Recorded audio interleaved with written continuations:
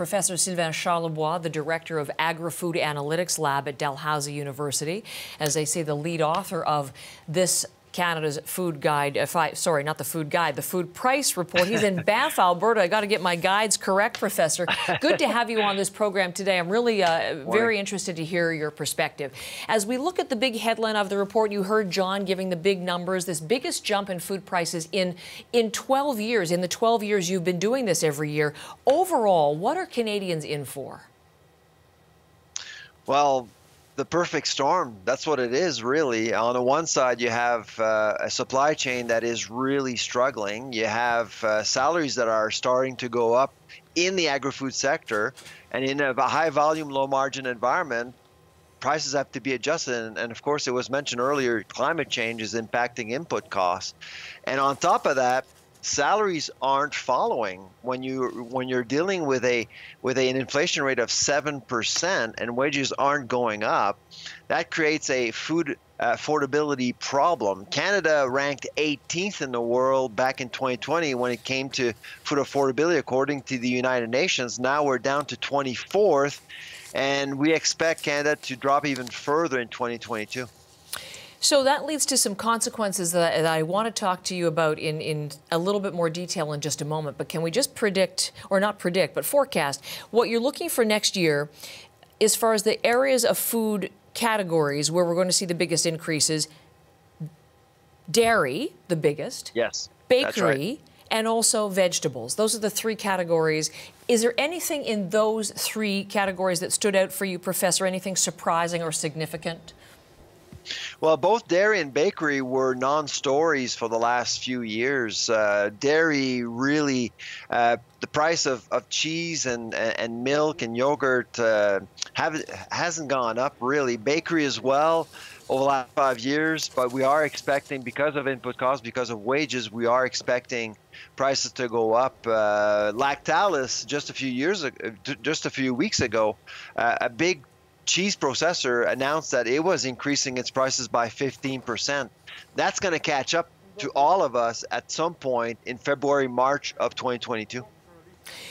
The factors driving this, you've spoken of them. Scott also pointing to some, as you mentioned, the pandemic really throughout the report. Climate change is being one of them, climate change and weather-related events. I'm wondering what we're talking about right now in real time, the consequences of the BC flood disaster. That doesn't even figure in your report. Is there a chance that what we're seeing in BC could make matters even worse when it comes to food prices next year? It is making matters worse right now, Heather. When you look at, we actually looked at food access across the country, and it is in BC where access is the biggest problem because of what happened with floods. So you're seeing more empty shelves in BC, and of course with Abbotsford being hit hard, the Valley, which is really the agri-food hub for BC, production has been impacted, and it's going to be impacted for a while. So obviously access is going to be a big issue in BC in particular as a result of floods. Okay, so access, that's one of the issues we'll be talking about in the weeks and months to come into 2022. You've also mentioned affordability, food affordability, and the fact that wages aren't keeping pace and we're having to pay more for our food. So that's an issue. As we look at other consequences, StatsCan tells us, Professor, that 15% of Canadians already experience a degree of food insecurity. Given what you're forecasting, what is likely to happen as far as food insecurity for Canadian families? Well, we don't think it's going to get better. In fact, in 2022, we are expecting many families, many consumers to be left behind as a result of these increases. When you look at food inflation in general, and I know there's been a lot of discussion about inflation, and that's really one thing. But food inflation is a different story altogether because of low margins, because of what's happening, the dynamics of the industry.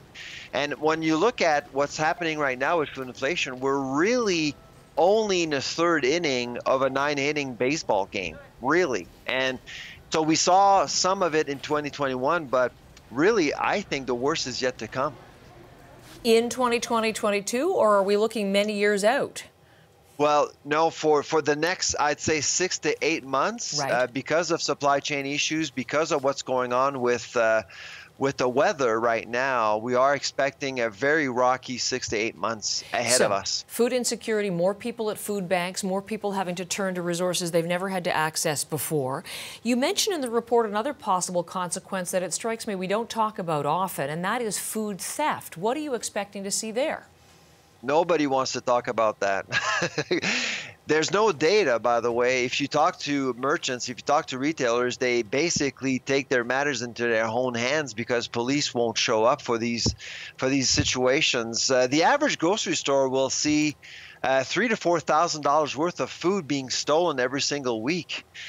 So what that means in Canada, every morning when 500 grocery stores open for business, nine of the 500 will actually be giving out food for free as a result of theft. That is a lot of food. And by the way, Heather, it's not just consumers. Employees do steal as well when times get rough. I've seen hidden camera investigations that looked at that very issue. But if the stores are seeing theft, does that then lead them to increase prices, which means even more for consumers to pay down the line? Absolutely. This is why we're talking about it in our report, because it does contribute to food inflation. We do believe that theft will add maybe 0.5 to 1% more on your food bill. And that's really a big problem.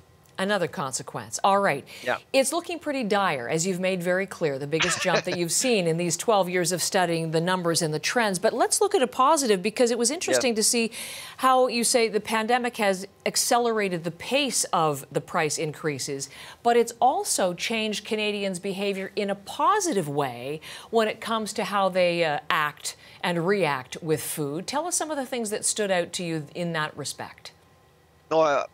In the last 20 months, I think that Canadian consumers are way more strategic. They show up at the grocery store knowing exactly how much they should be paying for items on their grocery list. They'll be visiting more than one grocery stores to take advantage of those enjoy tonight deals. There's a lot of unadvertised deals out there you should take advantage of. Instead of hoarding, just go more often to the grocery store and buy less, and you will eventually waste less. And food waste, Heather, is the one food bill we never get, but we have to pay all the time. So if you reduce waste, you will save money. So it doesn't mean, if food prices are going up, it doesn't necessarily mean that you have to pay more for food. If you're strategic and careful, you can actually still save. Well, you know, in the next hour, Professor, we have an economist coming in who's going to help us share tips and reduce the budget and try to get a handle of this ahead of what you are foreseeing in the months to come. I really appreciate the time, Professor. We'll speak again, I'm sure. Thank you. Take care, Heather.